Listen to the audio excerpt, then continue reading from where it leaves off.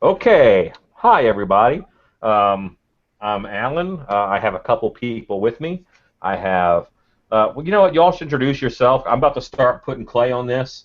I have a half face form here. It's a simple one. If you want one of your own, Mosher Effects, Mosher. They have great ones. They have a nice little rim around it to help with your keys on your mold. This is a real simple one. I'm going to start putting clay on it. Can you guys introduce yourself while I'm doing this boring stuff? Why, sure. I'm Christy. I go by Dynasty of 12 on YouTube. Now it's a boy's turn.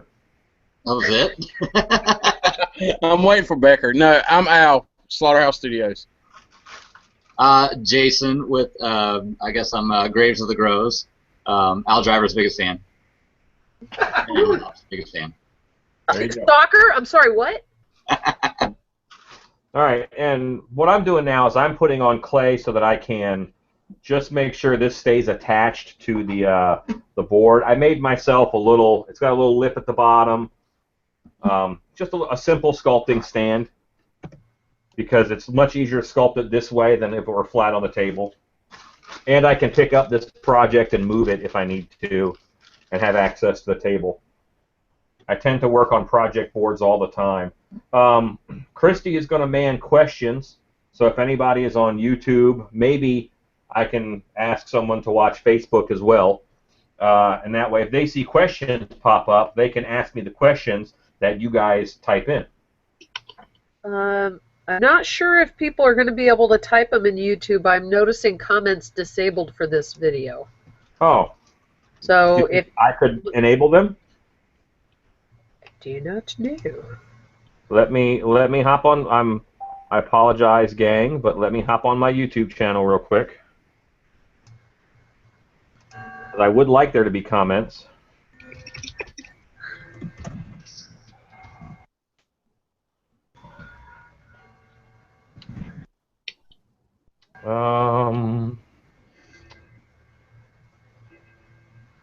I don't think it's live enough. Sometimes they post after. So I guess all of the questions are going to be on Facebook. So I think that's the case. Yeah, because right now it says my latest video is make a Krampus belt. So it's entirely possible this won't even post to YouTube and I screwed it up. I'm not. It looks like it's posting because I can see the video. Oh. Well, I can't at this point in time. It's clocking now, but that So, could be my computer. yeah, just all right. So go all the comments through Facebook, and we'll put them on the Haunters Hangout post. That I have a Haunters Hangout mention of this video. So if you are watching it, just pop on the Haunters Hangout, and you can ask your questions there. I'm using water-based clay for this sculpt. A lot of people, when they put clay onto their form, they just cut sheets off and lay sheets on. That leaves a lot of air pockets and voids, and it's hard to tell the exact depth of clay on your sculpting form.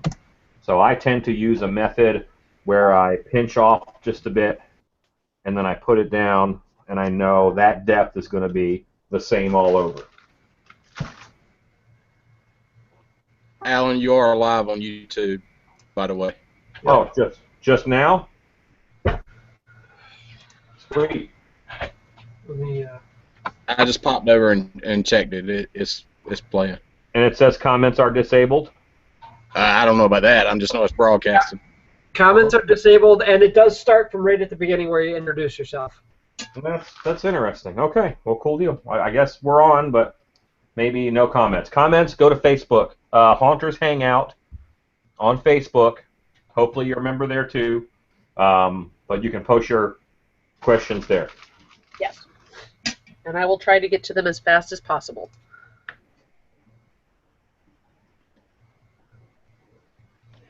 So, Al, how many masks have you sculpted? Not very many. I'm really limited. I'm barely in the double digits, so Gotcha. very much still a newbie at mask. I stopped counting when I molded 300 masks, Oh, wow. and then I started again, and I got to 170 before I stopped counting. So I've molded a lot of masks. Do you keep a copy of every single one you've done? Oh gosh, no, no. They're so disposable. It's not even funny. Not disposable, but you know, when I need a mask, I make a mask, and you know, I've worked at a lot of different haunted houses, and each haunt, you might knock out 30 masks or so in the couple of years that you're there. It just builds up. I don't keep a copy. I don't even collect masks. Um, Don't worry, Jose does. to me, they're tools because I'm a monster, and as an actor or as a director, the masks are really tools for me to get the job done, which is scaring people. So I don't know too many carpenters who collect hammers, but that's kind of about the same feeling in my mind. That might be an unromantic view, but I think a mask is a tool, I think a mask is always the right way to go if you want your actor to not be a person. If you're going to be a crazy person or an inbred or just a regular old cannibal or even a clown most of the time, then you don't need a mask. You can do that with makeup. But if you want a werewolf, it's just going to look better as a mask, I think. Some wolfman will look better as makeup. But if you want a big snouted werewolf or you want to do a lot of facial change and be able to have that actor ready in 15 minutes, it's got to be a mask.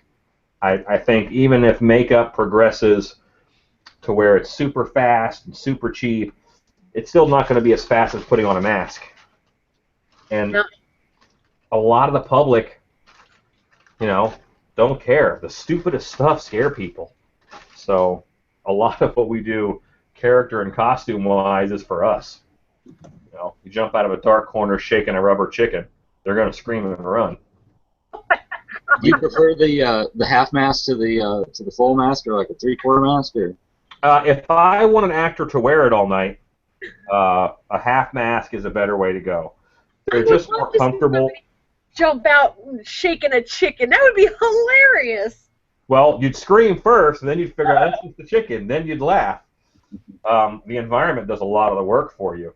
I think half masks are more comfortable for actors, and I ask a lot of my actors, and so I do try and make it a little more comfy than normal for them with the mask by making them half mask a lot of the time. And there's a lot of costuming tricks that you can do, but the back of the head's not an issue. In Lord of the Rings, they say that the Uruk-hai have heavy armor up front and no armor on their backs because they're not expected to run away from the enemy.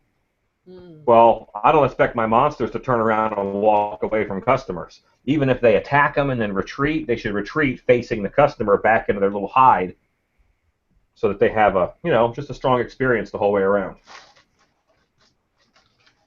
And seeing the back of a monster walk away, it's just not something you see normally. Or nor do I want people to see that.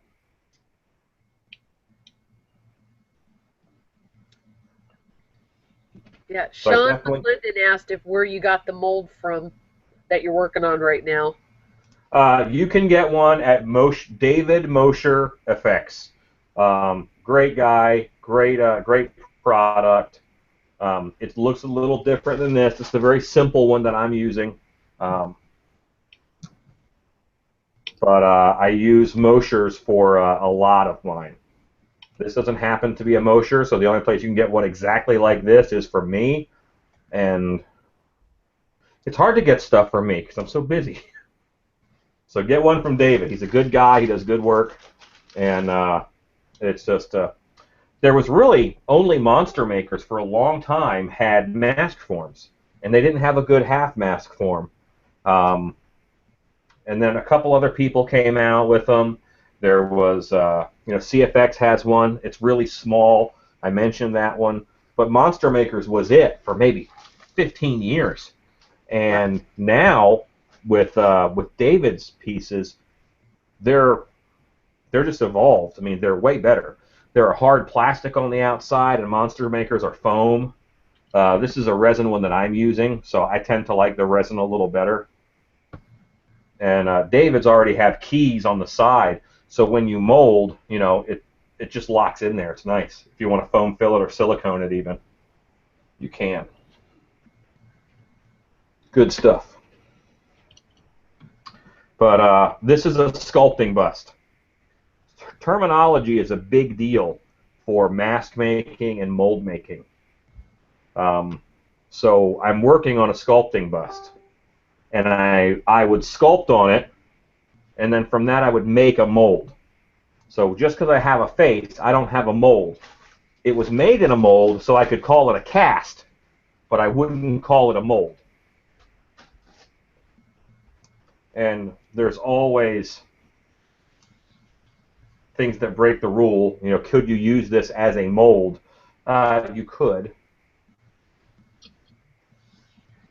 And you can certainly, you know, press its face into, you know, wet clay and then, you know, use it for that. But normally, this is a cast or a sculpting bust that is just about covered in clay, happily. Now, a couple questions for you. First, did you treat the face before you started putting the clay on it? Did I treat it in any way? Yeah. No, I did not. I just started putting water-based clay on it. This is water-based clay. It's nice and squishy. It's good stuff. This is actually not that squishy. It's a little drier than normal because it's been sitting in my shop for a year and a half or so. I'm trying to use all of my old clay. You know, you tend to get a box of new clay, you want to jump right into it, and that means that all the clay in the back sits around. So this is a little bit older. What's a block of clay run? Roughly 50 cents, 25 to 50 cents a pound, and it comes in 50-pound boxes. This is a bag of clay, and this is the box it came in right here. And there's another one of these inside of this box. So this is a 25-pound hunk of clay, and maybe 30 bucks for the box. 30 bucks is a good price. You can get them from $24, you know, up to 50 bucks, depending upon this kind of water-based clay. So it depends on what brand of clay. This clay here is white modeling clay. Different clays are regional. So you can get different clays in different parts of the country that look and feel different. I use one around here called Dillo Red, which is a very red clay. I use that quite a bit. Now, where's the best place to find the clay? You need to go to a ceramic supply store. They're just not going to have it at Michael's or Hobby Lobby or something like that because it's a little specialized for them. Now, I did find a box at AC Moore. I haven't purchased it yet. Yeah, the issue there is price. At the ceramic supply store, like I said, you're going to pay 25, 30 bucks for that box of clay. At an art supply store, you're going to get 1 pound of clay for 6 to 8 bucks, as opposed to 50 for 30. Yeah. So it just doesn't make a lot of sense to buy from a fancy art supply store or a hobby store, just cost-wise. So now you guys can see I'm just smoothing out the clay that I put on to get a nice surface. Now, why did you put it on the way you did? In all the little pinchy balls and stuff? Yeah. Just so that I can have an understanding of how thick it is. If I cover it in 1,000 marbles, I know it's 1 marble thick. If I cut a slab off of that with a wire and just slap it on, I'm going to have air pockets in between the 2 slabs when they meet up. I'm going to have just general unevenness because you don't always use a wire guide when you're cutting. So one side will be 1/2 inch thick, the other side is 3/4 of an inch thick. That's this way I know how much clay I have over this sculpt. Gotcha. It'll help guide me. And I know how much I can scrape down and how much I have to add. When you smooth it out like that, does that create air pockets as well that you need to be concerned about, or? Nothing to be concerned about. Normally, you're going to get most of them out. There's going to be little tiny voids, but nothing that's going to collapse under the weight of plaster. And I do a lot of stilt stuff, so something that I trained myself to do is I'm always going under my sculpt and looking up at the chin, up at the nose, and up under the eyes. A lot of the times you'll get a big, heavy brow on here, and you'll sculpt it perfect looking at it dead on, but if you look at it up underneath, there's voids and things, and it's just not right. So I'll tip this back, and I'll look at my sculpt at the chin and up under these eyes. I mean, I'm not at that point yet, but it's just something I tend to work on up under here more than most people, just because of the stilt work that I do.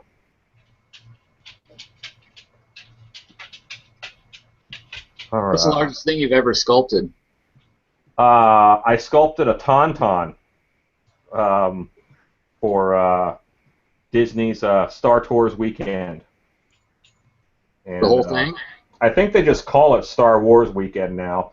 The actual sculpt of it was the head and neck, and then the feet, because and the hands, and everything else was just a plastic frame and fur over top of it. I But, hate yeah. to say this, but they stopped the weekend because they're going to have a whole thing. They're going to have the Star Wars experience where they have like a location. Yeah, I think they're going to do a Star Wars park. Is part in the works, which is kind of cool. A very funny story about that. I was in Orlando at the time because it was for the Orlando park, and I get home one night from work, and the sculpt was in my kitchen. It was 300 pounds of clay. No, it was 470 pounds of clay for the head and neck. Wow. That's how much clay it took. It was on a 2x4 structure. It was on a 2x4 structure that I built out for it to hold it up and stuff. So I come home one night.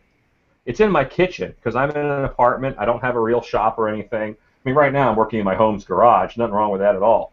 But I didn't have a shop to go to, so I was sculpting it in my apartment kitchen. And just so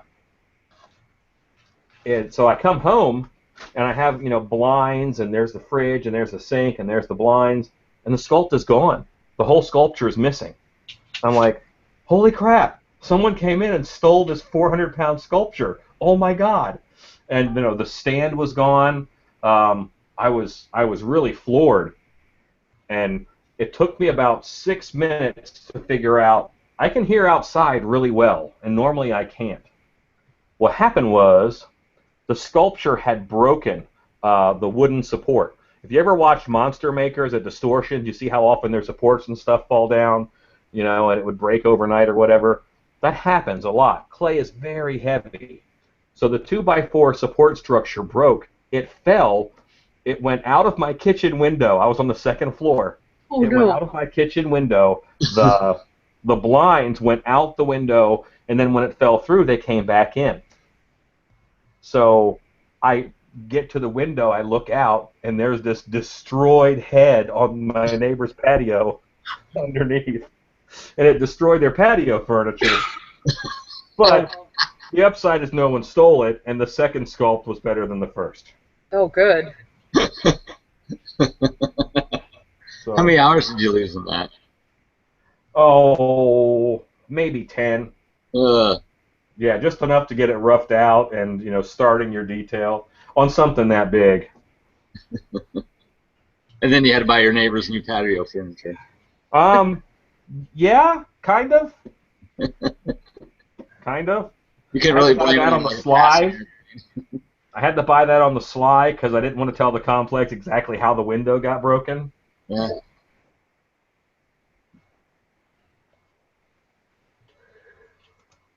But in my career so far, I've never yet gotten back a security deposit. So That should tell you something. I'm going to try and move the camera a little bit now because I'm going to start doing some facey face stuff. Think that's a little better as far as the view goes? A little bit. Let's see if I block it completely by sitting down. Hooray! No, not so much. Any other questions? When I am doing a body part that there's two of, you know, I could spend a lot of time evening this out, but I know I'm going to have to even it out once I get muscles and stuff on there. So I'm not too worried about that right now. Whenever I do a body part that is, there's two of them, ears, cheekbones, eyebrows, I tend to take one ball twice as big as I need. I'm going to form it and split it into two. Now I know my two cheekbones are going to be even in size when I apply them. If I did one and then I tried to do the other, for me that's very difficult. So this is going to be an orc, and I'm not focusing, I don't have a lot of reference material at this point in time. I'm going to put down some stuff I like, and then I will go back, and when I start doing like eyelid bags and that kind of stuff, I'll pull out my phone and look up specific reference material for that. See, I thought you invited Alan here to use as your reference for an orc. Well, Al has some orc-like features, but I'm going to let him off the hook this time.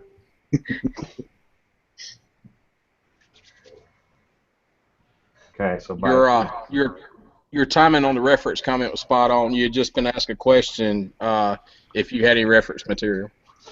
Well, yeah, right now I don't. Other than now. I don't, other than Al Driver, who's right there. Thanks, Becker. You're welcome. Now I have to ask, I see several totes to the distance there. What are those all full of? Yes. All of these are half full of latex. Oh, wow. So imagine this now as a mold, all right? Uh-huh. I'll make it flat when I mold it, so it'll sit down on this table, and it'll be like a plaster bowl. Well, then I can fill that with latex, and when it's time to drain it, I just flip each mold over top of one of these buckets. Oh, smart. And so this is about a mask worth. So the next time I can just use this latex right back in the next mold or the same mold, because again, I'm doing production a lot of the time, and I'm already making, right now I'm making Krampus masks, and I'm making a ton of them because, you know, haunts are coming up and they're going to want Krampuses for their Christmas shows. Nice.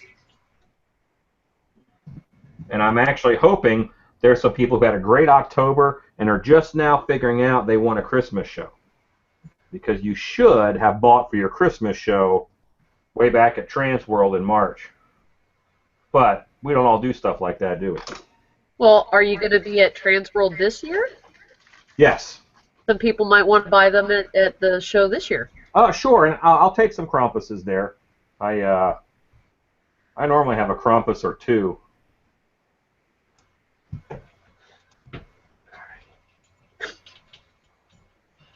And a lot of sculpting is figuring out what you like and getting the form language to talk to you.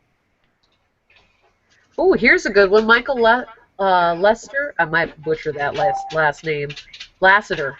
Are you going to be adding anything to the clay to make it like wed clay, or will you just be modeling it fairly quickly? I will probably, as this goes on, I will paint it with hand lotion. And what that does is that actually makes the lanolin in there, makes it a lot like wet clay. Mm. This is straight water-based right now. But that lanolin will help it feel and react and dry out more like wed. And lately, I have started liking masks that have real deep eye sockets. Mm. And I'm going to probably do that on this just it's something that I see that I like a bit. Once this is water-based clay, so this will smooth out a lot with water. One of the things that I want to do is I want to wait a bit, and I want to keep it as dry as I can, as long as I can, before I use a lot of water on this, because once you add water, it's tough to take it away. You know, you got to wait a certain amount of time for things to dry out to where they're usable. But you know, the lower lip, a lot of people will sculpt an upper lip and put on there, and it's real hard for it not to be a duck if you do that. Really, only the lower lip sticks out, and this is real pronounced at this point in time. I'm going to knock this down with the rake. Everything I'm putting on here, I'm going to knock down in a bit. Yeah, right now it looks like the Grinch. Yeah, that's kind of a Grinchy nose on there right now. So when you're sculpting in the beginning, do you kind of overbuild the features then? Yes. Sculpting is really the art of taking it away. You're going to put on way too much because you're going to be heavier-handed than you need to be. Almost everybody does that, and then you'll take it away, and it'll be realistic. You want to put this real heavy brow on because you think that's scary. If you look at new mask makers, they have these really heavy brows, really heavy cheekbones, and it's not a realistic anatomy. So once they get a little more seasoned, then they can be a little more subtle, you know. It's amazing how much the clay will say if you even don't have a lot on there. True. Now that brings up a good question. Diablo wants to know, how thin should you build up your clay if you want a mask to not be so loose and just fit better? Well, that greatly depends on the size of your head. I always do a 1/2 inch to 3/4 of an inch of clay over top of the whole piece. That way, I'm going to... Latex also shrinks 15 to 20%. So I'm going to have this a little bit bigger than I need it, and then it's going to shrink a bit, and then hopefully that'll bring it right down into the right size. So you mean once you pull it from your mold, it actually will shrink? Yeah. Yeah, it'll pull away from the sides of the mold because it has shrunk up. Wow. A lot of things shrink as they dry. Now, do you prefer water-based clay or oil-based clay? I much prefer water-based clay. If I were working on oil-based clay, I wouldn't even have this covered yet. It's not as fast. And an interesting thing is that March, the Trans World Show, has, it being in March and April, it has really pushed haunted house mask makers to work in the wintertime. You know, we're working in January, February, and the oil-based clay is really reactive to the temperature. So by doing that, you know, a lot of us use water-based clay, and that's one of the reasons. I have to work a lot in the wintertime, and we're working in garages, we're working in, you know, places that aren't necessarily well heated. Can that pose a problem for your latex? Yeah, you can't. Yeah, latex can't freeze. So in my garage here, I have there's 2 refrigerators behind me. Well, there's a freezer which is right there, and a fridge over there. And where that little shelf is, whenever I get a drum of latex, it sits right in between them.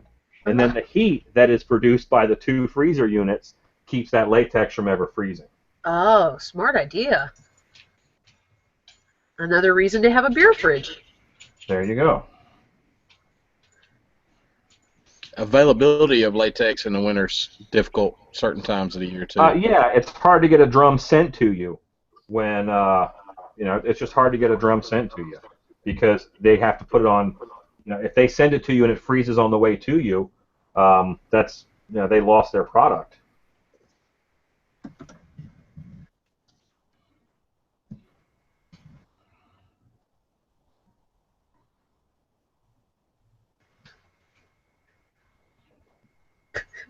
I'm working on ears now.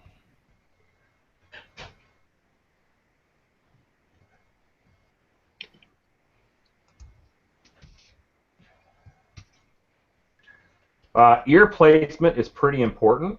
It's going to say a lot about your character, so I think a lot about that. Ear placement helps you with intelligence. It helps you with your comicness, of a character, if he's funny or not. So you have to keep that in mind. And that is a two-piece ear that I have just put on there, meaning I did the point of it first, and now the lobe of the ear comes in. And I'll clean it up, but I just want to see it on here. A lot of times when I'm sculpting, what I put on isn't a final form, it's a sticky note, that I'm going to get back to that later and finish that out. Because, none of this is really finished at this point. I've just got it all thrown on. I'm going to pop this off here and move you guys around the sculpt right now.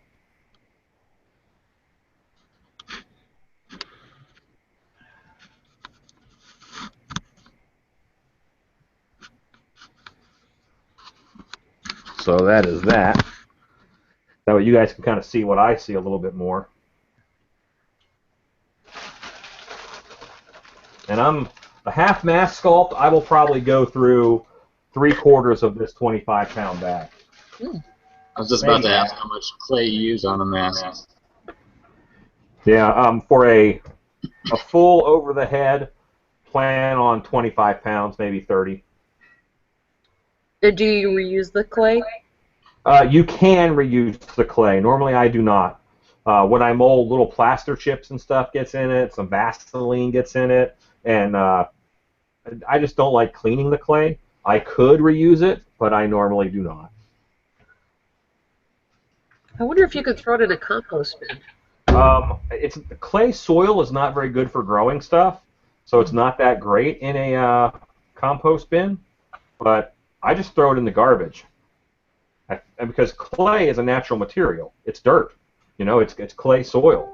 So if I throw it in the garbage and it goes to a landfill, I'm putting dirt in the landfill, not trash. True.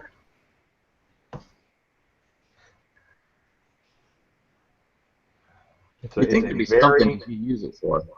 It's a very natural material. If you want to mess with it, there's a lot of stuff you can do with old clay. Normally, I just don't want to mess with it. Well, here's a good question. John Bean is asking, do final masks have hair or? Yeah, well, what I've been doing lately is on these half masks is I'll run hair that hangs over the back of the head. Because you can get this great hair that is in wefts. So it's a bunch of hair. If you look at my how to hair a latex mask video, it's a werewolf half mask like that. And I end up, that's how I do it. So yeah, he'll have some hair.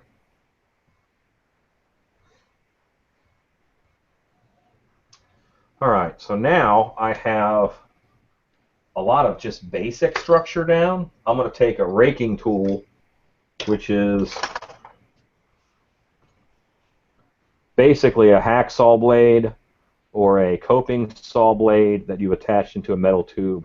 This is made by, there's a company that I buy these from, and I think it's Ken's Tools. Ken's Tools. They're a sculpting tool company.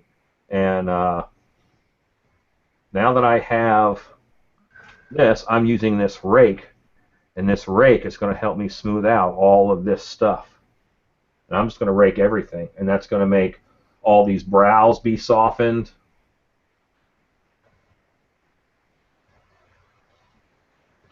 Any holes that I see, I'll pull my scrapings off and fill up those holes again.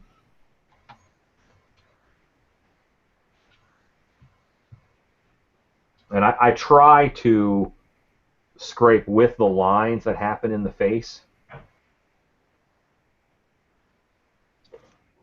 There's directions that wrinkles are kind of supposed to go.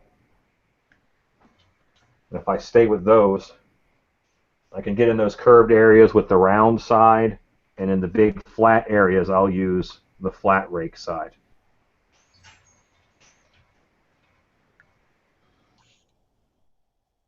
Alan, what's your suggestion on making things symmetrical? Is it kind of early for that at this point, or No, you know what? And symmetry is a big deal. You have to look at it and work to make it symmetrical. If you make it as perfectly symmetrical as you can, it still won't be symmetrical. A lot of people will tell you, don't worry about symmetry because things in nature aren't symmetrical. Yeah, but if you try really hard, you're still going to be just as off as nature is in your seeking of symmetry. So I highly recommend trying to get things to be and feel symmetrical. One of my favorite sculpting tools, popsicle sticks, tongue depressors, I should say, because they're a little wider. I use this round edge here for blending a lot, like this lip seam. See where that lip is, really harsh? Well, I'm just going to blend it. I'll pull this nose down, pull this piece down and in, and now these are all going to be one unit, and they'll feel, just a lot more like a piece of face. Now, Alan, I've seen pictures of you stand outside of a dumpster. Are your tongue depressors new, or are they recycled? This time they're new. Okay. Yeah, they're pretty cheap. There's a medical supply place that I buy a bunch of stuff from locally, who it took me a long time to get them to sell to me because they didn't know, like, you're not a doctor, why do you want this stuff? And but I had to fight that fight. So now I get my tongue depressors from them. I get syringes from them all the time for masks and things. So.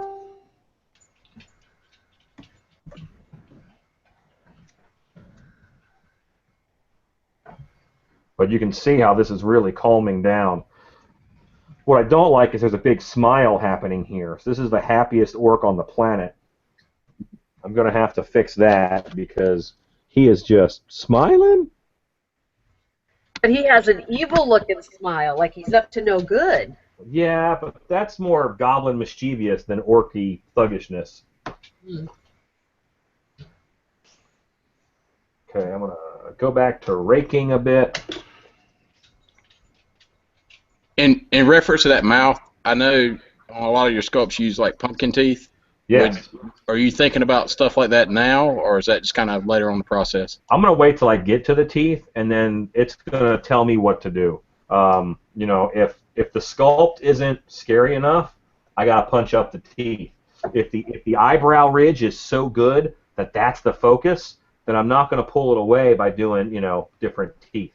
It all depends on the piece, or what my reference material says.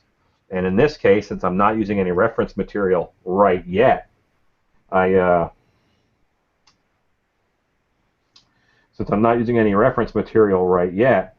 need to let the sculpt tell me what goes where. Outside Maybe that's why he's smiling. Yeah. Yeah. Right now he has some decision power that they normally don't have. outside of the pumpkin teeth, what else do you actually use for your teeth? I will buy dental distortions and glue them into a mask. That's not uncommon. You can also just buy resin teeth from China on eBay, and those look pretty good if you want really human teeth. Van Dyke's Taxidermy, they have jaw sets from different animals. Oh, wow. And so I could buy, wolf teeth for my werewolf mask. I can tell you from experience, bear teeth and lion teeth are too big because I bought those for that purpose, and I ended up not being able to use them. But I now have this awesome jaw set that I'm going to do something with one day. but they were just far too big to be used in a believable, non-comical werewolf mouth.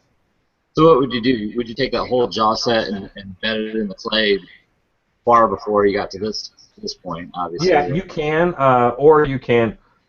This is just mud, okay? The point I'm at now, this is nothing. We're just pushing around mud. That's what's important to remember about sculpting. You're like, oh my gosh, all my work is ruined. It's mud. You're making mud pies. You're making cool-looking mud pies. So at no point am I not afraid to just wire this whole mouth off, put in some teeth, and then put it right back on. A lot of the time, I'll wire off my jaw, my eyebrows, in order to get them right. I don't even mind doing it right now. See? Boom, now they're gone. And I can change his expression in a lot of different ways by moving the brows around. You know, but you can't be scared of that. There's no point. Never say, well, this isn't symmetrical, but I'm too far along to fix it. Just fix it. Or it's going to bug you the rest of your life. You're going to mold this thing, and it's going to be a mask. And what it looks like in clay, it's going to look like that in latex. So get it right. And for a long time, that was not my way of thinking per se. But I've made over 400 masks. About 350 of them sucked because I wasn't that good of a sculptor, and I didn't want to learn or listen. So, now I'm at a point in my life where I want to learn and listen, and now to me it's a craft, not just something cool that I'm doing. So I want to get better at my craft. I did not start a mask company with the first mask I made. I think you should make about 12 before you start a mask company. You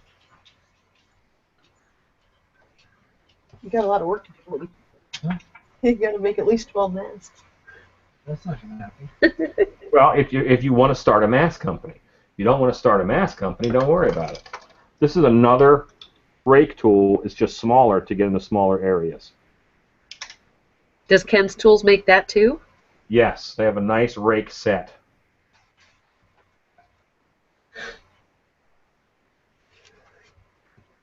So one of the things that I do to get better at my craft is the Stan Winston School of Character Arts.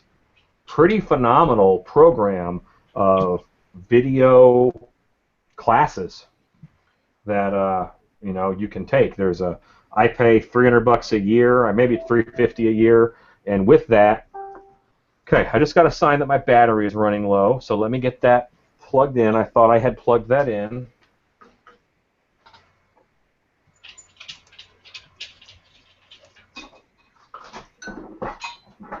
Look, Al fell asleep already.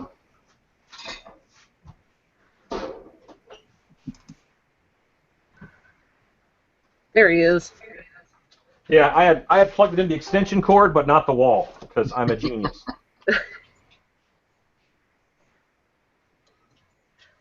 Yay, Kim! She posted the link for Ken's Tools.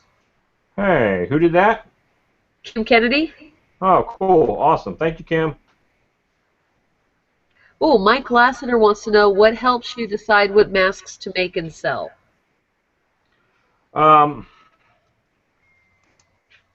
Well, I try to look at what's on the market, what's available, and then I don't want to do that. There are so many people who, I make clown masks, and I specialize in clown masks. That's awesome. I don't have to do that. I always believe in filling voids in a market, not adding stuff. Right now, I feel that there's not enough fantasy-type things on the market. Goblins and trolls and those kind of things. Werewolves are probably my #1 monster, so it's going to be, you'll be hard-pressed to see me not make werewolf stuff. But I have to make stuff that I find will drive me and that I want to see created, and things that I think haunted houses need. I'm not a collector's mask maker. I'm a haunted house's mask maker. So if they need it for their haunted house, that's what I want to make. What are haunted houses going to be doing that they can't get somewhere else? What should they be doing that they don't know they should be doing yet?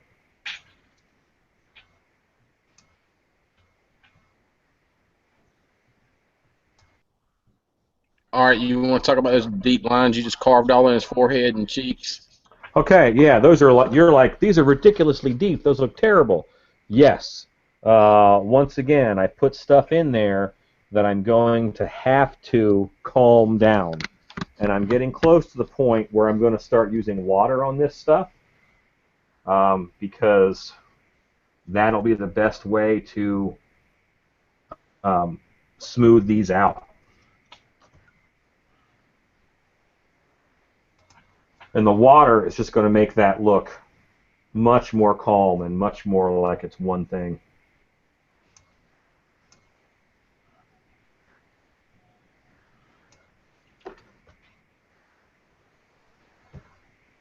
So the last series that you did, that you built with your orc mat, I think you did it over what, like 4 or 5 episodes or so? I don't know. I really don't remember. I did the hangout for the goblin sculpt. I don't know if I did one for the orc sculpt. But this guy, I should have him finished tonight. We're almost an hour in now. It's 7:45. Yeah. So this will be about a 2.5-hour sculpt, I think.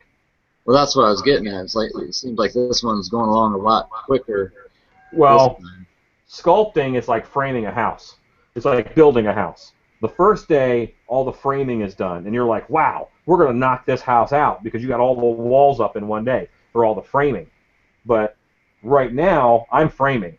This is the big stuff. It's the easy stuff. And what's going to happen is as I move into electrical and plumbing, it's all those little details that take much longer and have a much less dramatic effect on it, but they need to be done to sell it as for real and serious. The devil's in the details. Yes. And the details take way longer than this. Now, I could turn out a crappy mask and have it done in 2.5 hours. And I spent most of my sculpting career doing that. Mm-hmm. But I'm trying to get past that stage. So I'm going to work on this. What I do now is I work on it for one night. I'll work on this tonight, and I'll get it to where I say it's done. Then I'll come back on another day, the next day, and I'll give it 2 or 3 more hours.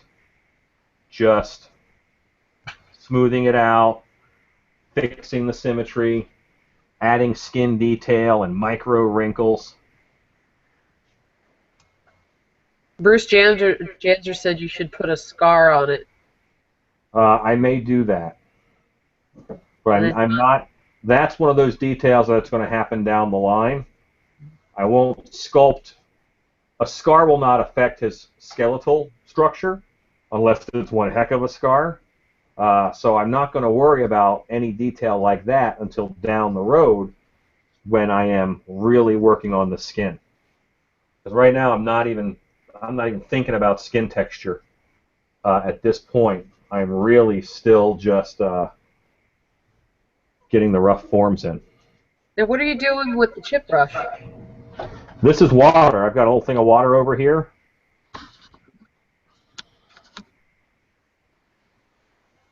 And that water is calming down all those lines.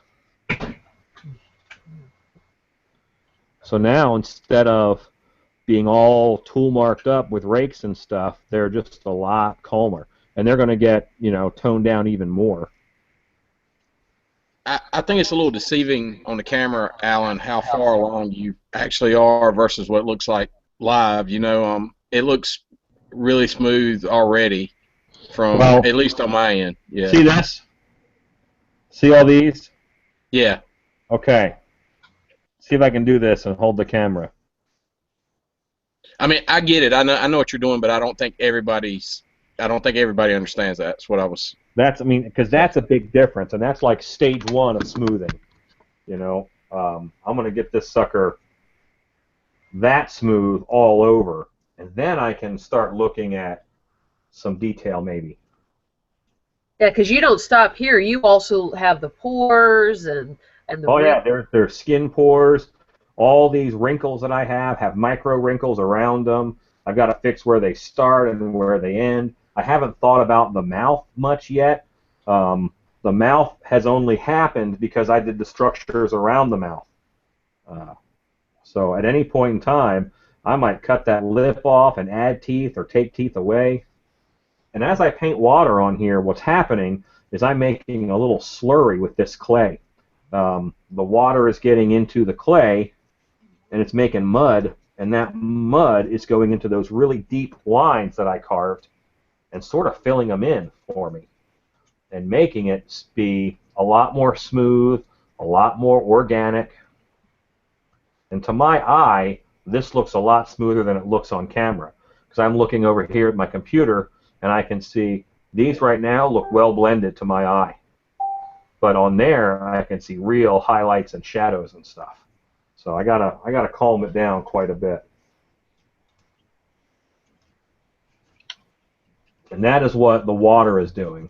If you add too much water, you have to wait for things to dry, because it just gets too soft and it won't hold detail. If you think about a mud puddle, and a mud puddle that's wet, you step in the mud, you lift your foot out, and the water fills back in. So you didn't really sculpt anything. It's not a good footprint. When the mud gets drier, then you can walk through it, and it leaves a perfect footprint of your timberline boot. And then CSI comes for you because you messed up. Kim Kennedy says dude needs an orthodontist. He will when I'm done with him, that's for sure. All right, so I am looking, and you know what? For a lot of my career, I would have said the face part was mostly done. And, you know, I'd knock out the ears still, of course. I haven't done anything on them. But that would be done, and I'd do something about teeth. Now I know this isn't anywhere near done. This is layer one, and then the real details and stuff, the goodness comes out in these other layers and other thoughts I'm going to have on this guy. And I know that this area right here, it's a concern to me as far as looking cool. So I'm going to do some muscles.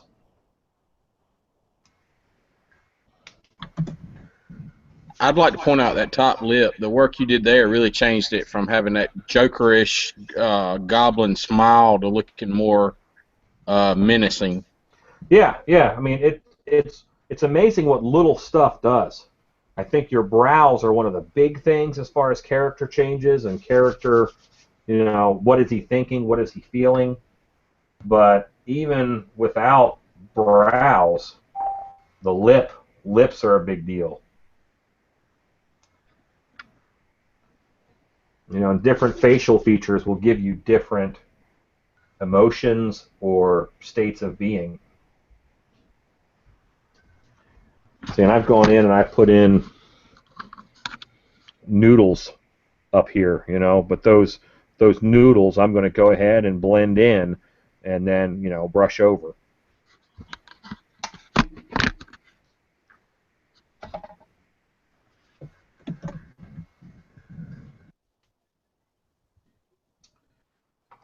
This is one of my favorite tools. These are silicone tips tools, and this guy here is really good for hopping in and blending in. Like I used the popsicle stick. This is smaller, and a popsicle stick would just destroy this. So I can go in now and use this guy. Where did you get your silicone tools from? Amazon. Mm. I think I just I have a store near me called Trinity Ceramic, which is a ceramic supply store, and I get some stuff from them. They have some sculpting tools there, but also Amazon's a big deal. When I'm watching the Stan Winston videos, I have that open in one screen, and and I have an Amazon window open in the other. And if they mention a tool that I don't have, I either put on my wish list or I buy it, because those guys know what they're talking about. Okay, so I have just used this tool to blend those in. You saw them as little worms. Now you can see they're a little more planned, a little more part of the sculpt. And I'm going to go ahead and water them.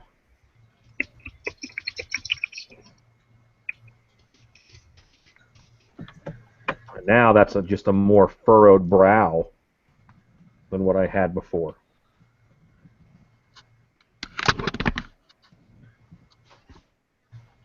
The last thing I want to do is spend 15 minutes right in here and get this detail to perfection. I kind of want it to all come into focus.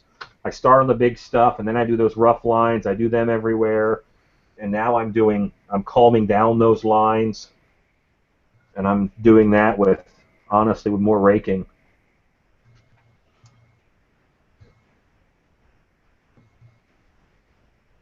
But get a couple pictures of just good wrinkles and have them sitting here. My grandmother recently passed. 2 years ago, my wife and I went to Maryland to visit, and Shannon got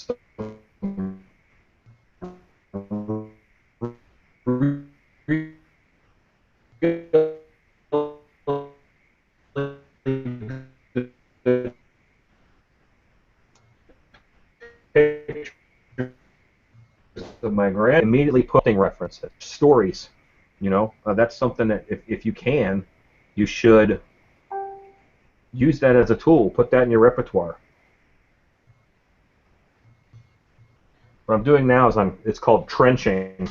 I'm just putting my rake in that groove, and I'm pulling out on either side of it so that it makes it a little more shallow.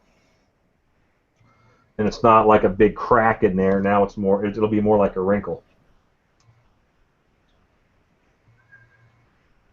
Oh, Chris Steffens posted a thing with the silicone tools. We have some helpful people in this community. Yes, we do. All right, so I'm at the point now. I'm looking, and I want to change stuff. I think that this brow cuts really weird, so I want to fill this in a bit so that this brow carries over, and on the other side. I'm also looking at the mouth. I think the mouth is going to have to change some. I think part of what we do in sculpting is make work, critique our work, and fix it before anybody else even sees it. It might be good for other sculptors out there who might be frustrated with themselves sometimes to see me. I am a very decisive person. I think Al and Becker are very decisive people too. I had not seen that. Both Al and Becker are wearing a different orc mask that I sculpted, so that they happen to have. That's pretty funny. That's a coordinated effort. That's amusing.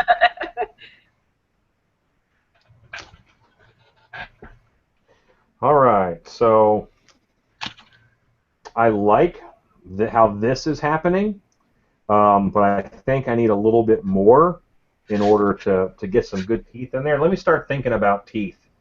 I'm going to grab some pumpkin teeth, and I'm just going to push a couple in and see how that looks to me. But I might do some other teeth on here. I don't know. I really like pumpkin teeth.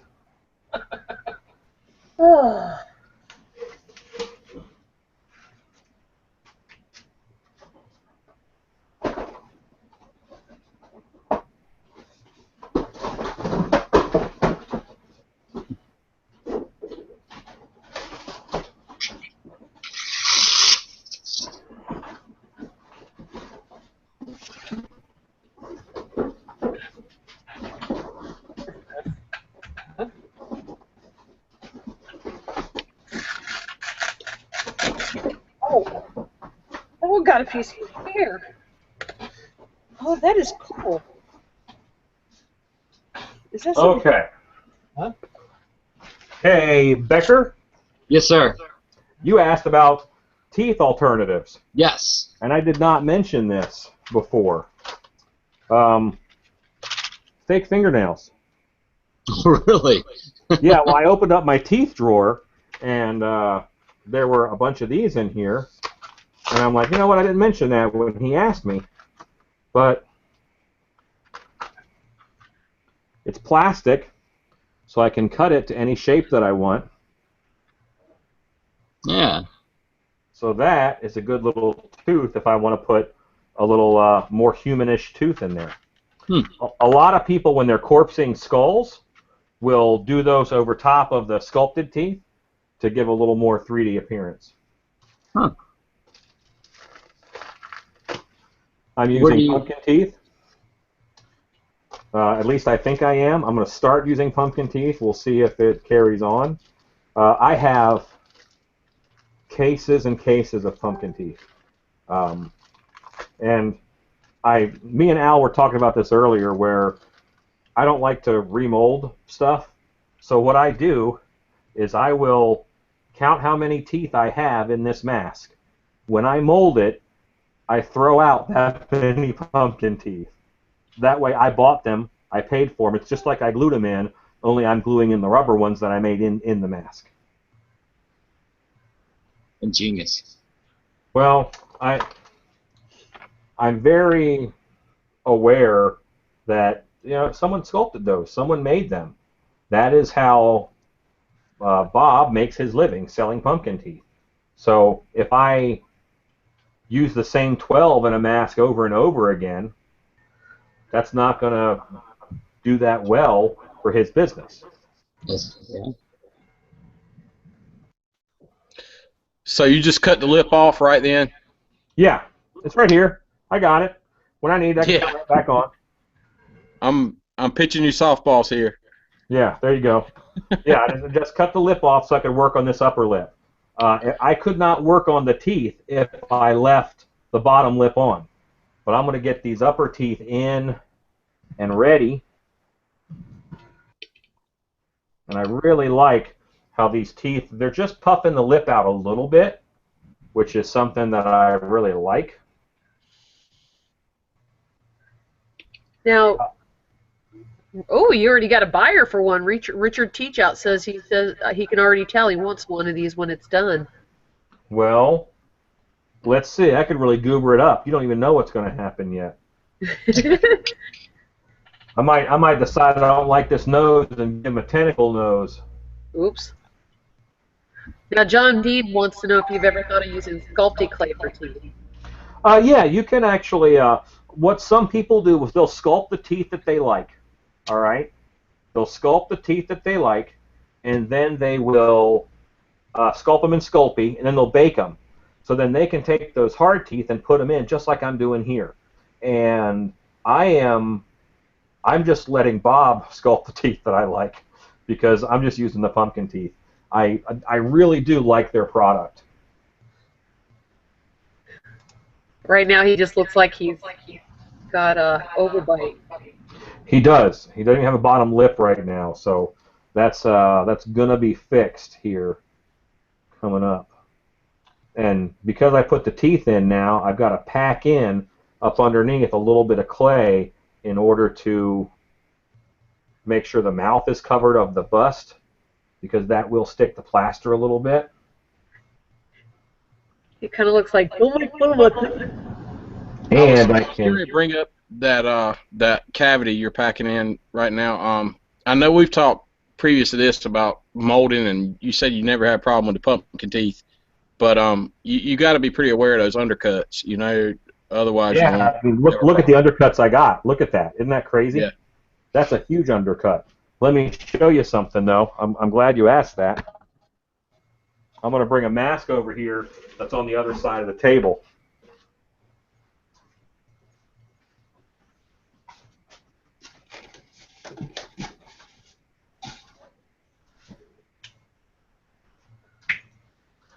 This is a Krampus mask. that I put in pumpkin teeth. And now these are one part of the mask, finished and solid. Those undercuts really didn't give me a problem, did they? I remember when you made that mask. Because those teeth, they come out perfect. It is, these teeth are tapered. So even after I mold it, I can pull that out of the mold as long as I have room. As long as I can get pliers in and grab the root of that tooth and pull it out through the hollow head, I'm in good shape. Yeah, I don't doubt you. I'm just saying for people that might not be as advanced as you are to be aware of those undercuts when using pumpkin teeth. Yeah, and you know what? A safe way to do it, this is a different mask. This is my goblin mask. Now I packed the clay up all the way to the back of the tooth. So I've almost eliminated those undercuts because now the tooth is just the shape laying on top of the clay. Can you guys, laying on top of what the clay was. On this Right. mask, I cut this all out and just leave those teeth. Hopefully you guys can see that. Yeah. For someone that hadn't molded that many masks, that would probably be an easier method to start with. It is safer, yes. I have done Safer a ton of masks. And what I'm looking at is, where's the root of that tooth? And I'm looking at the angle of the tooth. If they're too straight this way, I won't have any leverage to get in to pull them out once this is inside out, because this is going to be in plaster. But I'm angling them out just enough where I'll be able to pull them through.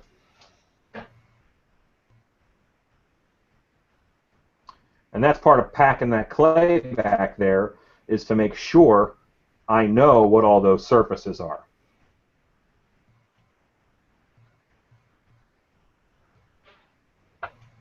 Okay, now I'm going to put in a fake gum line for the bottom. And I'm going to widen out, open up that mouth a bit from what it was, because it was a little bit narrow for the teeth I'm going to put in. Now, even up here, teeth are something they're going to have an order to them. I don't want my teeth to be touching. If my top and bottom teeth are touching, that means in the mold, the latex will go from one to the other. It'll create a bridge. There'll be plaster behind them, and I won't be able to pull that out without ripping one of those teeth off. So I don't want my teeth touching. That's a big deal. I can always nip off these with a set of dikes or whatever. I don't want to work on one side and go across. I want to put a tooth on one side, then a tooth on the other. Tooth on one side, then a tooth on the other. That way, I'm going to be even going across my mouth, as opposed to, I want to fix my spacing. Does that make sense? Does anything I ever say make sense? Probably not.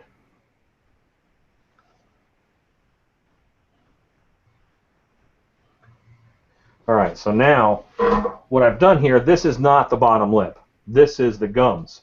But before I put the bottom lip over the gums, I want to sculpt the gums.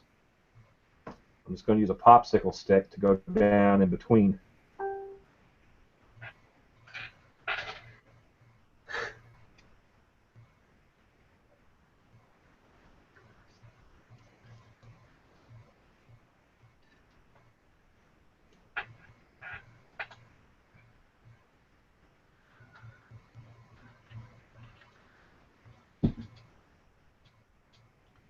So I'm just forming the look of the gums. I'm working in layers.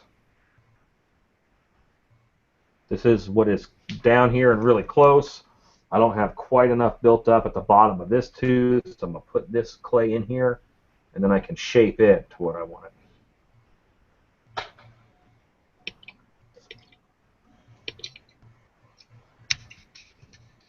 Okay. Any other questions? Are we doing good on questions? Cam Kennedy just made an observation. If you use polymer clay for teeth, don't use the cheap stuff or they will eventually break and crumble. Primo or Fimo or Kato are all good clays.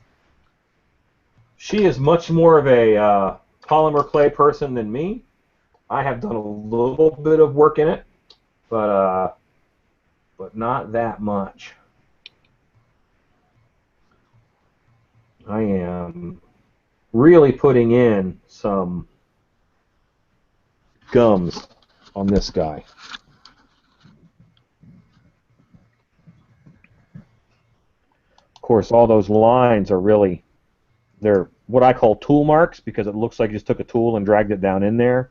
Now I need to go in and shape it out and change it and feather it so that it looks less like a tool mark and more like gums.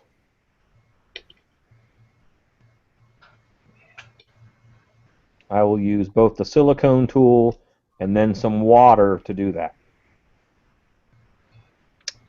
I want all Hey, those. Alan. Yeah. At this point, I know you're using the plastic pumpkin teeth. Is there any materials that you would advise against using in a sculpt? Like, you know, I've seen people use like you know, real like material for stitching or, you know, what have you for, you know, scars, or is there anything you can, you know, advise people to steer away from so it doesn't mess up their sculpt? Well, one problem I have run into is I used to sculpt my own teeth, and I would do them up in resin, but one time I didn't have enough time, so I made them out of plaster. Well, those plaster teeth did a great job of sticking to that plaster mold. So whatever material you use for those teeth, make sure it's not porous enough where it's going to stick to your plaster. The pumpkin teeth, you really don't even have to put release on. They're so smooth and they're so beautifully tapered.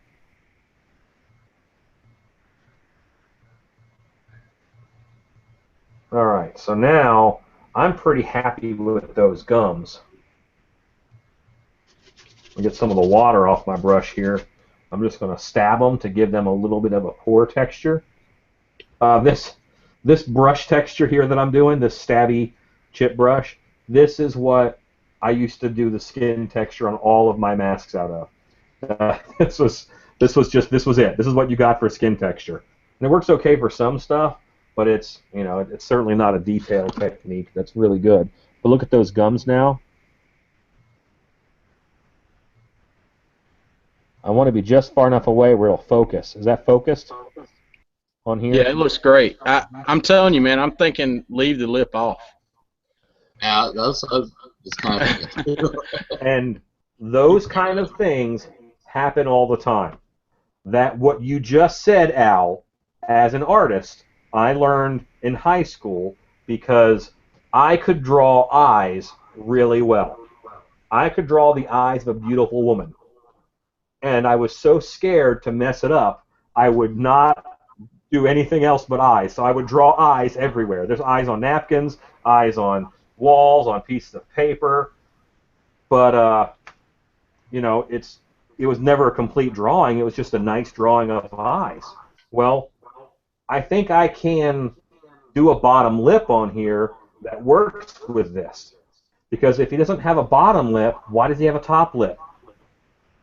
So I want to at least explore it. I can get it to that again. I know it.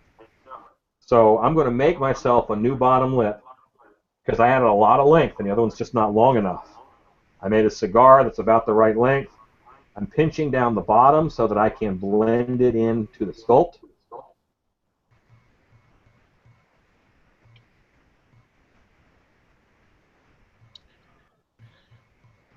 And now my lip can do something different than the gums.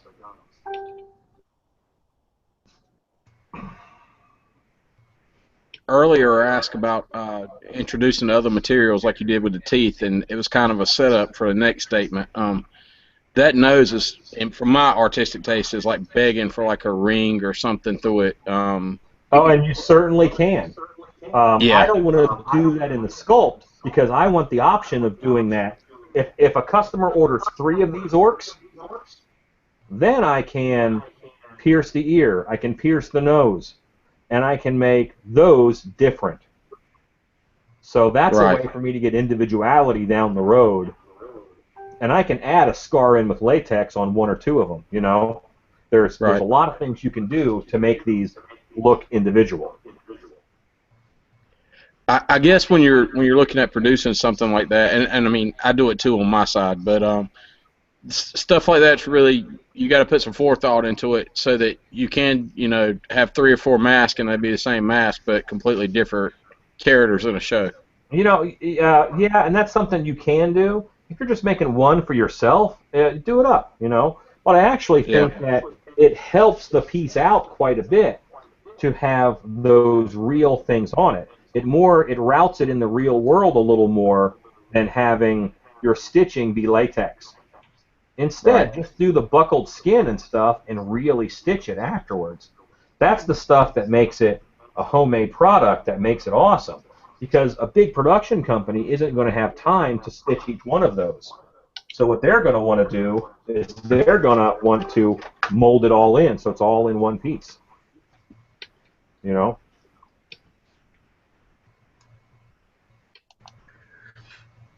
And the important technical tool I'm using right now is part of a dog's hairbrush that I cut off on the bandsaw, so I can get some lip lines in here, because I just want to see lip lines on this lip up against these gums. That's clever. You know what? This thing does such great skin textures. Here's my brush. All right. Oh, yeah. Another question. How long would it take me to sculpt those kind of wrinkles? Yeah, true. Another question is being asked, are these sculpting hangouts going to be a regular thing for a while? Yes, they will. They will not replace YouTube Wednesday. They will just be a different video that I put out on my channel. Follow-up question, will pretty much the same panels be invited to be part of the show? If that's a way of asking if you can be invited, you certainly can be invited. Alan doesn't know how to run a Google Hangout, so he had to ask Christy at the last minute to help him out. Al contacted me earlier in the day. Me and Al are pretty good friends. I like, I know he would ask some good questions. And Becker, he paid us all $20 to let him be on. I just showed up. So, you know, there's that too. But no, if you want to be on one of these in the future, just give me a heads up. Or, honestly, give Christy a heads up. She'll probably remember more than I will. If you know Christy Noble. If you don't, get to know her, because she's awesome. Thank you. And, but yeah, just ask us. Ask me. You know, so say, hey, I'd like to be a guest. If that wasn't a way of asking to be on, and you just don't like one of these people, well, I like them, so tough. Thank you, Alan. No problem. Well, Richard Peacock has a really good question. That's kind of I'm curious about too. How would you add a scar in a finished latex mask? A soldering iron or something similar? No, I would just thicken up some latex and put it in a syringe, and I would just apply it. And I would build it up. The same way you do makeup on a person, I would do makeup on the mask. You could also just use rubber cement and do a rubber cement buildup.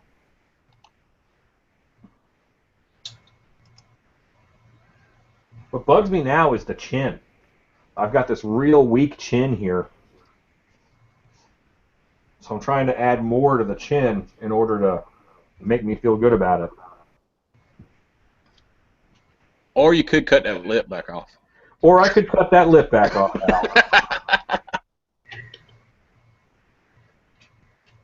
Well, you know what this means, Al. What's that, Christy? You gotta amp your game. No. I have my market, and I'm way, way behind where Alan's at. So I wouldn't say that, Al. All right. I'm kind of tired of working on the mouth now. and I'm pretty happy with where it is. So I'm gonna just I'll spin them around and work on an ear here.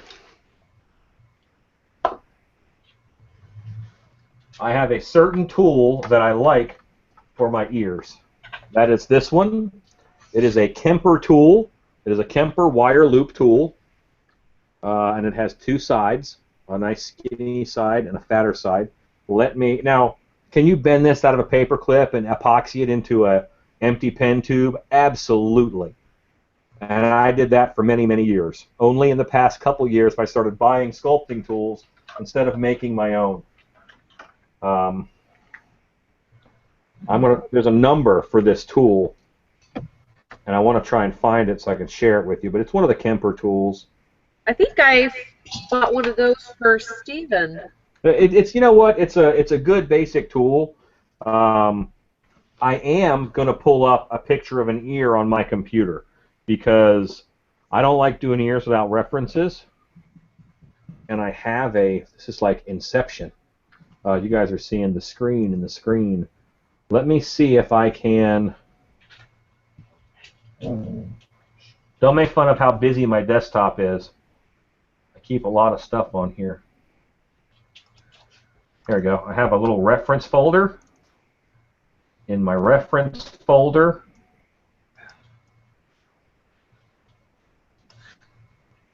is a thing on ears. I can't see you guys anymore, but hopefully you guys can see that on screen. Yeah. It's just a great little picture reference of what ears look like. All right, so now you guys are on the right and my ears on the left. I'll go back to the sculpt with the camera. And I'm going to carve in that hook. I'm going to carve in the hole that happens right here. That hook goes all the way down. And there is a Y that happens in here. I can get that Y by doing this.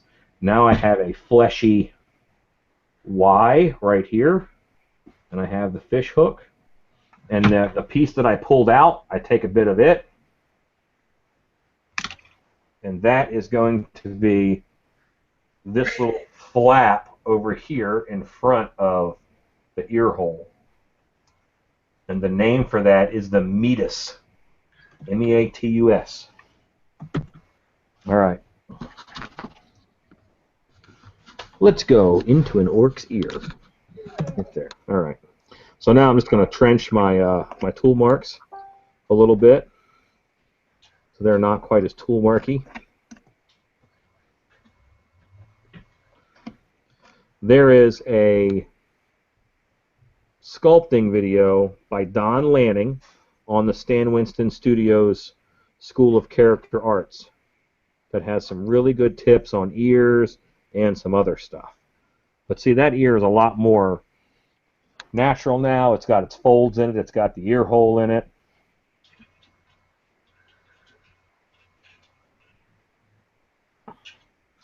And let's go back up here. Now I'm going to brush it out.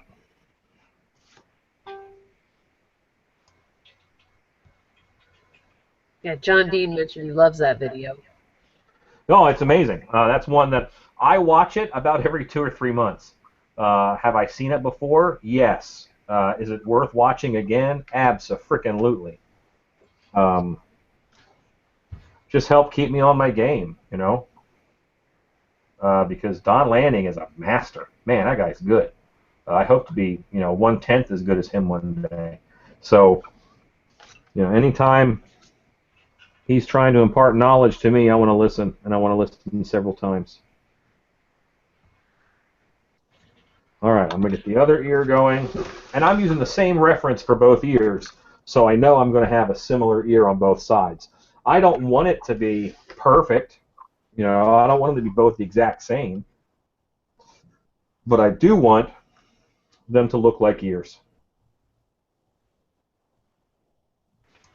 And too often, the ears are kind of phoned in. You want to know who gives a damn about their sculpture? Look who does good ears. Because they care. If the ears are crap, then the sculptor is, I'm not going to say the sculptor is crap, but they didn't really care about that piece.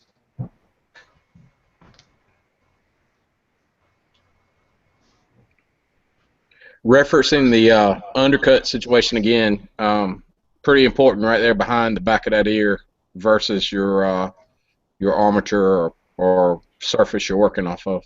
Yeah, and I'm actually going to fill in, because I've got a gap right here. I'm going to fill that in with clay before I mold this guy.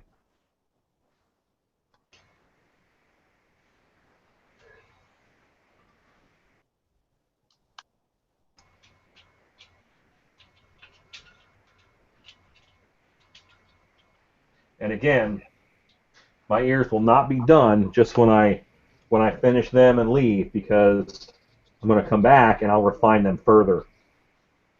But at this point, this gets me, this is the post-it note version of the ear. I don't want a super detailed ear and not a super detailed face.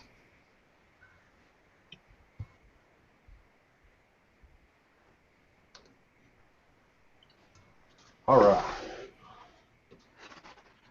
Now I'm going to just put some fine wrinkles all over with this guy. And I think that your guys' screen is really small, but it's not, because mine has that picture on it still. Okay, I'm just trying to get us same speed here. All right. So now I'm going to come with my brush just under the eye, down the cheeks, down this area by the mouth, that jowly part, along the jawline. You get crud built up in there, so just clean that crud off every now and then. It's going to end up on your sculpt. And I'm going to do one side, and I won't do the other. Then I'll move the camera down there.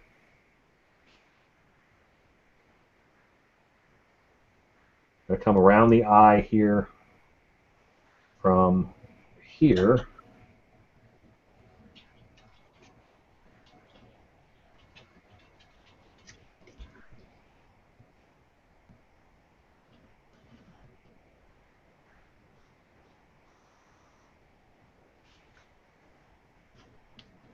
Again, taking the crud off. And you guys probably can't see a lot right yet, but I swear it's this little stuff that makes the biggest difference. It's the, why would you take the time to do that? Because it makes it.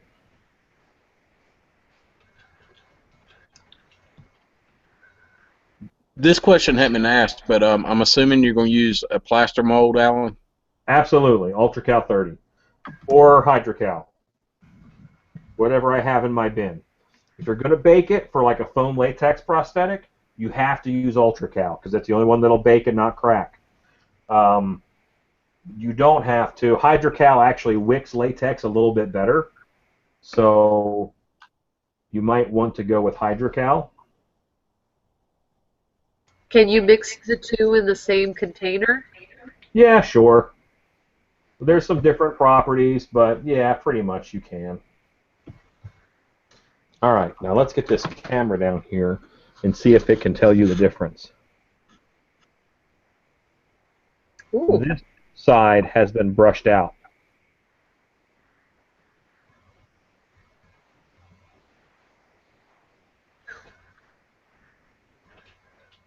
Yeah. This side has not.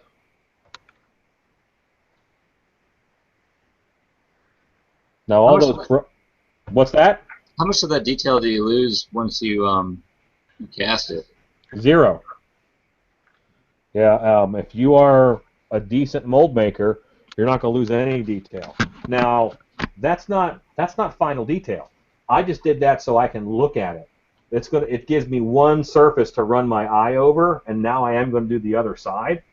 I only did that so I can see a little bit more of what I'm doing. That's going to tell me where I need to put more wrinkles, where I need to fix some anatomy, you know, and I'm going around the face in certain ways, which is where the wrinkles and stuff ought to go. Now, can that be a detail? Sure, yeah. I mean, that's actually not a bad detail look, but I want to you know, knock this guy out. Let's do this right. You know, I still got half an hour left of a 2-hour. If I say this is going to last 2 hours, I've done these before for 4 hours. I did a whole 2-piece mask mold. But I think 2 hours is good for Black Friday, maybe 2.5. But Now, I've got a question, and Michael Lassiter asked the same one. How do you attach the straps to the half mask? rubber cement. Oh. From the inside, rubber cement, and then I will rubber cement both sides, and then I do a patch over top of the strap that I glued in. So then that strap is sandwiched in between 2 other pieces. Gotcha.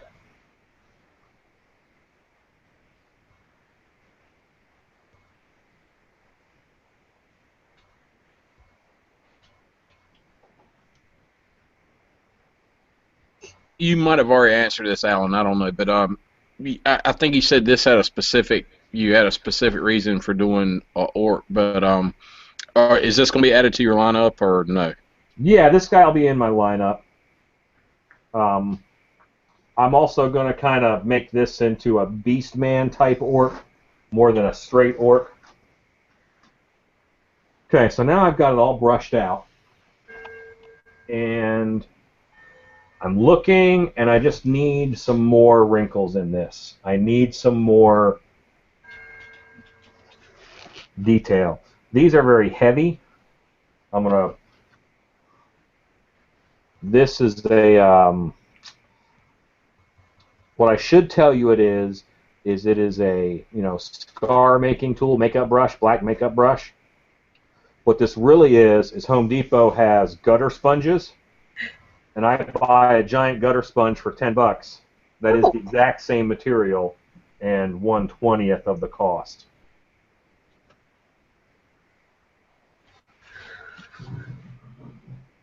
And I can use this to sort of burnish out these wrinkles and stuff that might be a little too harsh.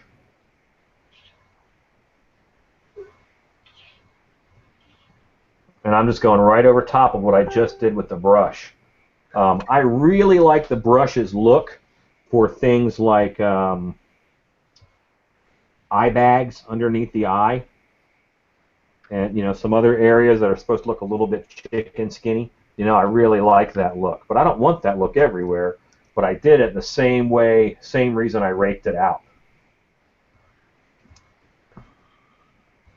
John Teachout says 2 hours of this is 10 times better than shopping anywhere on Black Friday, and John D. agreed.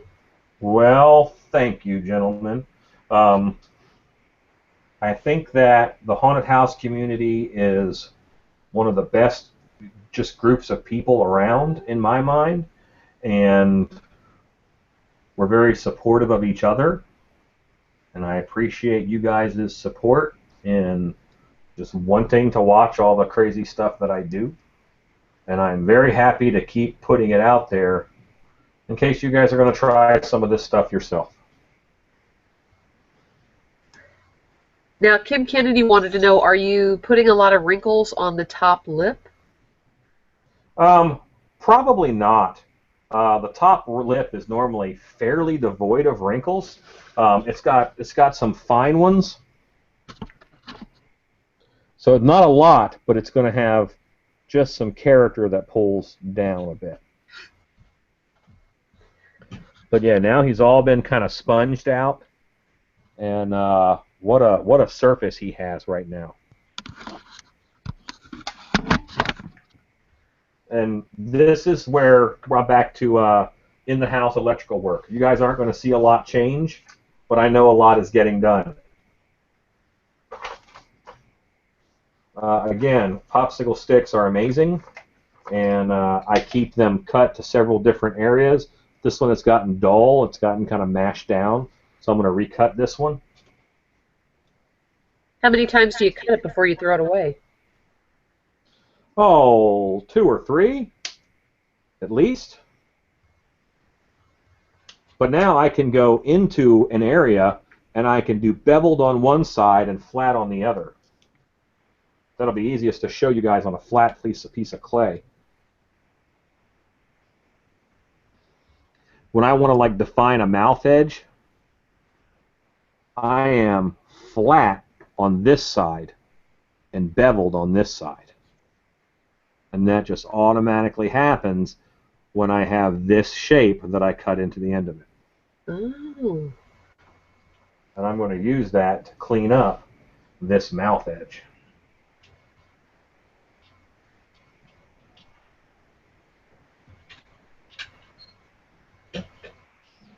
So again, this is some of that little stuff. Someone has a dog. This is some of that little stuff that that you guys, you might not get to see it just because of the nature of how tiny it is.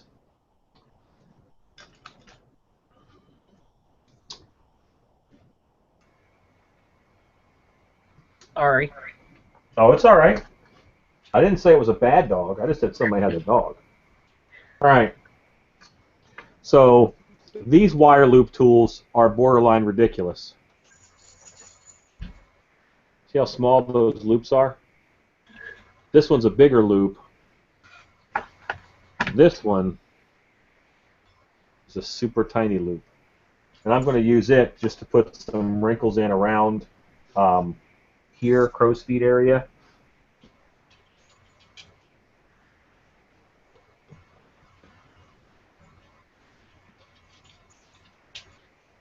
And these wrinkles are just much smaller than the ones I did before.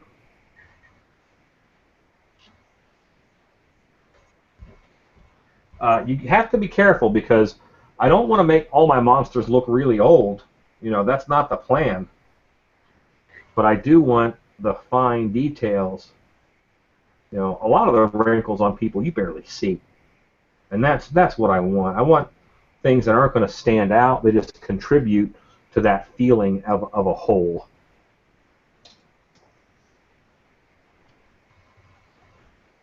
Got my black sponge all cleaned up.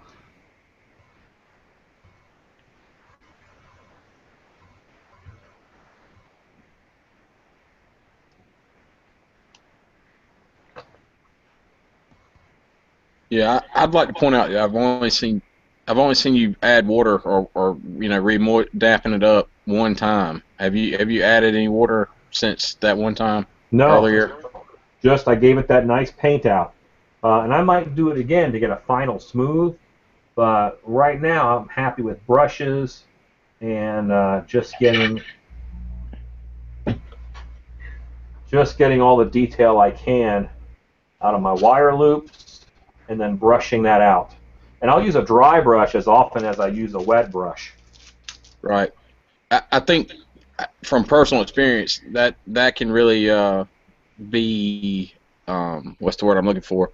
You think you're making a right move, but it's actually a mistake. It's detrimental. It can be detrimental to your sculpting because you have to wait sometimes. I mean, if you want to be fast, don't work wet because wet makes you wait. That's everything. That's paper mache. That's everything. If you want to be fast, don't be wet. Be dry.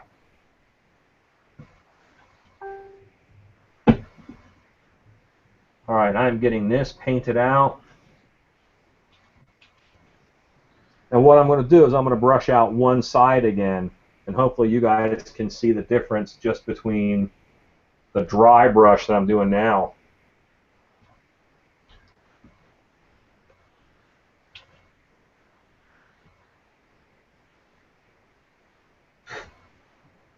And I mentioned that I use hand lotion on it some.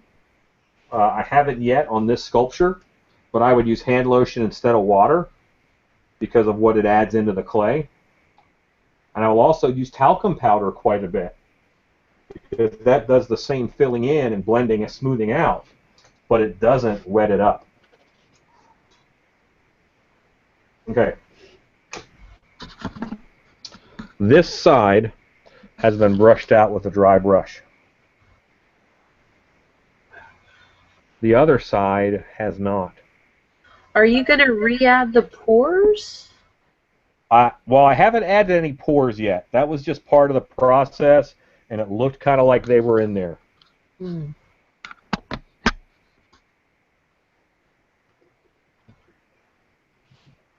All right. So I'm going to brush out this other side.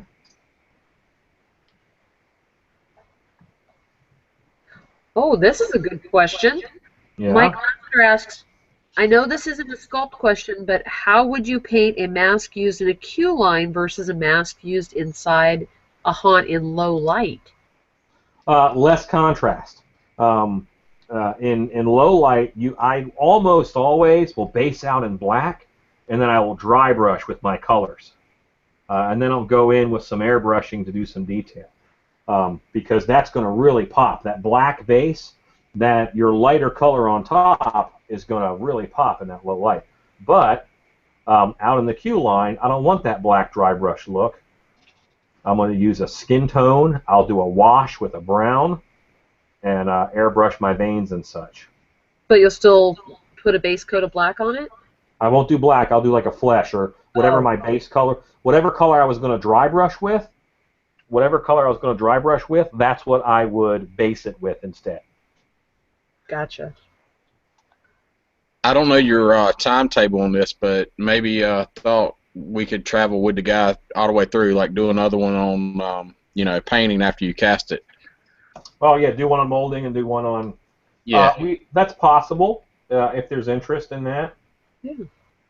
Well, what I was thinking, Alan, is some people are gonna watch this YouTube video tomorrow or whatever, and that would give them an opportunity too to set up the next shows. Yeah, that's true. All right, so I'm happy with where he is pretty much.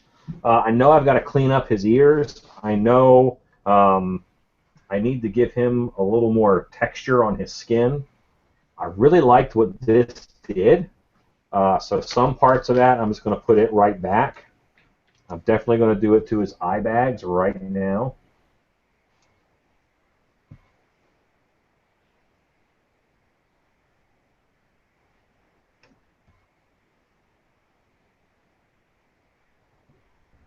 I really like having this strong rim. I think one mistake that a lot of mask makers make when they're doing their first things is they don't have clearly defined cut lines. And one thing that I make sure that I do is I define where I want those eyes cut. I might give them 2 or 3 rings as options for comfort, but I definitely do sculpt in where you're going to cut this mask. Saves a lot of time down the road. It makes it look a lot more even and thought out.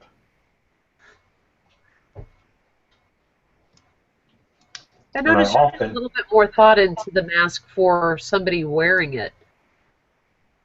What's that? I noticed you put a lot more thought into who's going to be wearing it than a lot of mask makers do. Yes, I don't think of this as a sculpt. I think of it as a mask. So it's not a piece of art to me. It's a tool, like I said. I want the best tool for the job, not just a set of tools that's electric pink. You know, I want to have a reason and a purpose for all these things. I often have to wear masks for hours and hours and hours on end. I want them to be pretty comfortable. And Al had mentioned undercuts before, and that's why I'm packing in up under these brows. I'm just packing that with clay so that those undercuts aren't quite as bad. Yeah, you only get one time to do that, one shot at that. Well, this would pull fine. The issue is it would be more wear and tear on the mold. In this case, because it's a latex mask coming out of a plaster mold. It'd be a lot more wear and tear if there's hard undercuts, and I wouldn't get as many clean pulls because that little bit of plaster would break out each time. and I don't want that. So I'm just filling them in. Much more on a mold for foam or for resin. You have to worry a little more about undercuts. Latex is a pretty forgiving medium. I know you said earlier, it might have been before you actually went live, that you didn't really keep, any, a lot of your original, alpha pools or molds or whatever like that. What would you suggest to people, like if they did want to make multiples or something, what would you suggest, like, life expectancy is on a plaster mold? You can get 30 to 40 pulls out of an UltraCal 30 mold of latex before you start losing a lot of detail. That should be the case. Now, there's always, things change if your mix is wrong, or maybe you're not storing your mold well. But knocking it off the table on cement tends to shorten the life expectancy of it. It will indeed, yes. Yes, as will letting a wet mold freeze outside. Huge problems. So how do these big companies do hundreds and thousands of pulls on a single mast? Well, what they would do is they will take their first pull and they'll foam it, so it's a soft foam, solid piece. They won't trim it, no eye holes or anything. They'll have a foam copy, and then they can make 10 molds off of that foam copy that all have the same amount of detail. Mm. And then they can run 10 molds. I guess I'd like to see that. Well, if you ever visit the Distortions Factory, go on the Making Monsters webpage on the Travel Channel site, and you can see some backstage tours and things. There's actually a video of me getting a tour of their studio from Jordu, and but you can see they've got 5 molds for the same thing that they're pulling product out of. We'll have to look for that. And their molds, my molds are a little bit rectangular, because I'm block molding. I'm gonna fill this up with wet plaster pretty much, but their molds are definitely big rectangular blocks because they're not too worried about weight. They have a big draining table. I still have to move mine around and pick mine up. So, yeah. All right, gang. I am looking and looking and looking. I am pretty happy with it. I will let you guys look. I'm happy with it for today. What I will do is I'll then go in tomorrow and I will just punch up the details. But check this guy out.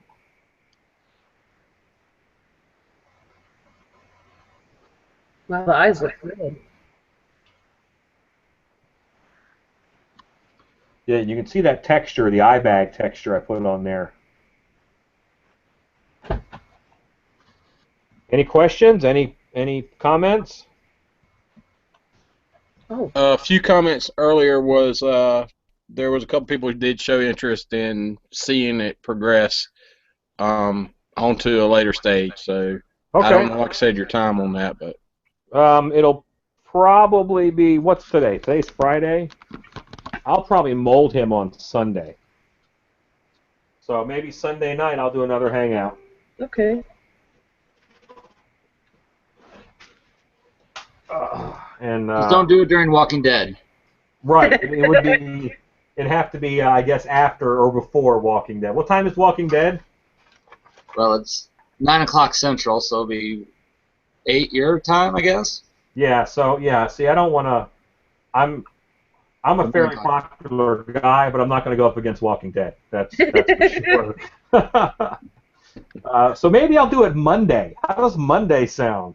Oh, okay. Yeah, I'll do it Monday. This Monday. We won't be around next Monday. Yeah. What's that, Christy? I'll be around this Monday. I won't be around next Monday. I have to fly out to Arizona for work. Gotcha. Well, I'll be here this Monday. It'll be this Monday.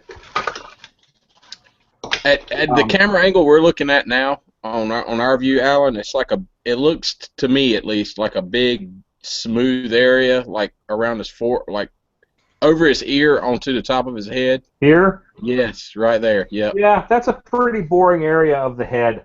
One of the things that I've been playing with doing is doing a zygotic arch that pulls back up into here off of the brow. That's probably, what time is it now? 8:40. I got 10 minutes. Yeah, I mean, I'm not trying to add work. I'm just saying from the angle we're looking at, I was going to ask about. No, you know what? That's one of those things that you look at over time, you know, and that's why I haven't really brought the detail up 100%. I really want to get those forms exactly where they ought to be. And just doing a zygotic arch here would add quite a bit.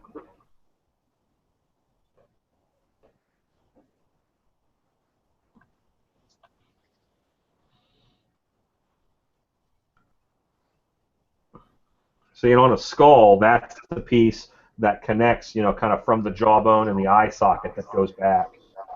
But it's going to add a bit of interest. It won't add a ton of texture, but it'll add some interest to it. See, I start the day with all my sculpting tools in here where I can see them, but I just set them down here at the end, so now I got to dig through to find my my rakes. There we go. See, because I just added something from scratch, so now I got to rake this all out. Because Al said that part sucked. Now, Richard Teachout wanted to know if you're going to store the mask in a trash bag cover with a wet towel. Yes, that's pretty much exactly what I'm going to do. John Dean has kickboxing class on Monday, but he won't miss it. Well, he can watch the YouTube, you know, because there'll still be a YouTube for it. Yep.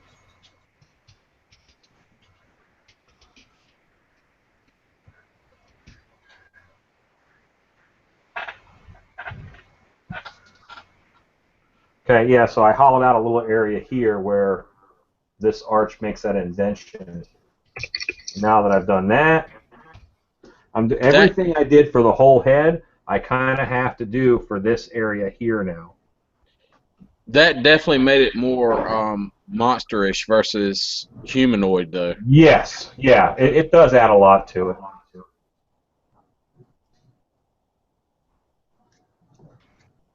It was already something I was thinking about, so when you said it, I didn't mind doing it at all.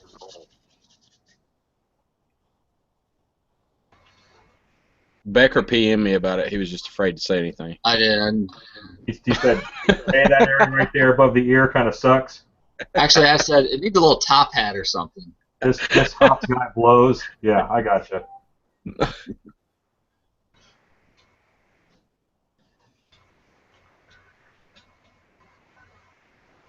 Okay, so, and you know, you got to look at both of them and get them even and all that fun crud.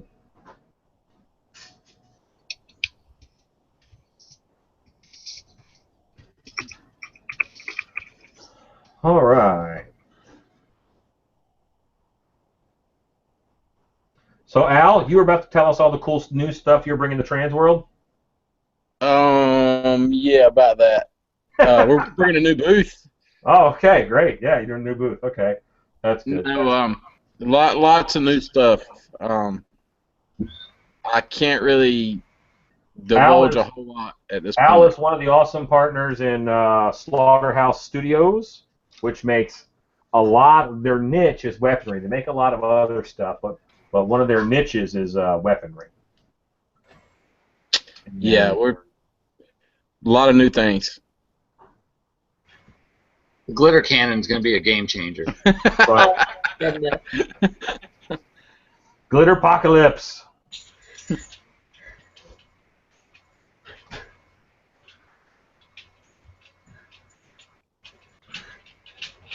Okay, cool. Let me get a...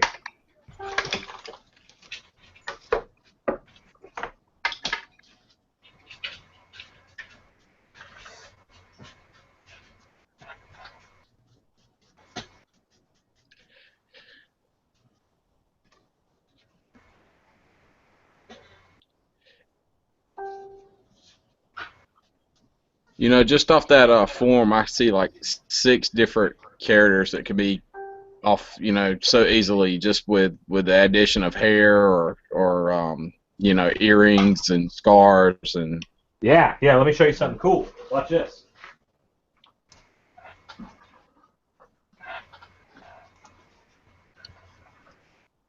Oh, nice. Good Yeah, idea. that's why I was hesitant on saying anything about that area a while ago, because I kind of had the feeling something like that was coming. Well, it's an option, you know. You always have options, and if I have an issue right now, well, I have a lot of issues, but if I have one with sculpting, I do tend to think in how can I get 4 or 5 characters out of this. So, you know, you might see that in my sculpts where it is this, but it could be anything. You know, Right. I'll sculpt a vampire, and if I put hair on it the right way, it could be a werewolf. Well, I was actually looking at it, thinking about the horns going the other way. You know, it could pass for a Krampus mask, which I know you're fond of, but Yeah. you know, I could see a mohawk down the middle of it, and it being, you know, that kind of orc, you know, with the Right. with the spiky hair. It could go a lot of ways. It's a real good platform to build off of. Well, and that's good. That'll give me options down the road.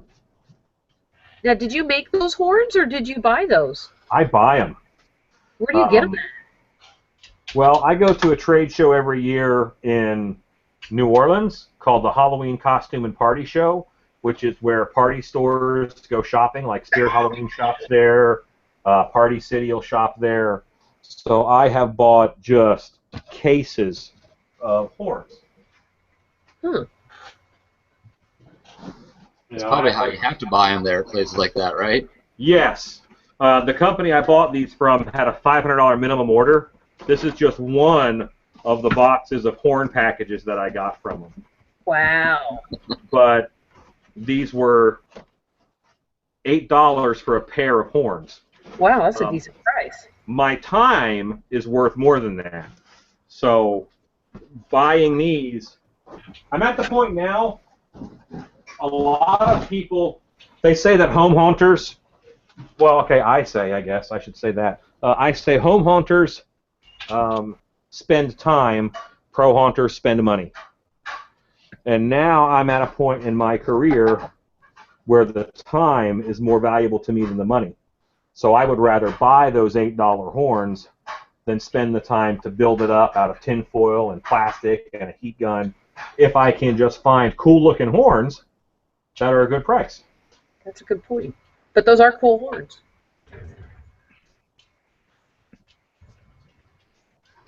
All right, gang. I'm going to call this guy not done forever, but I am going to call him done for tonight because I don't think I would get a lot of benefit out of working on him tonight.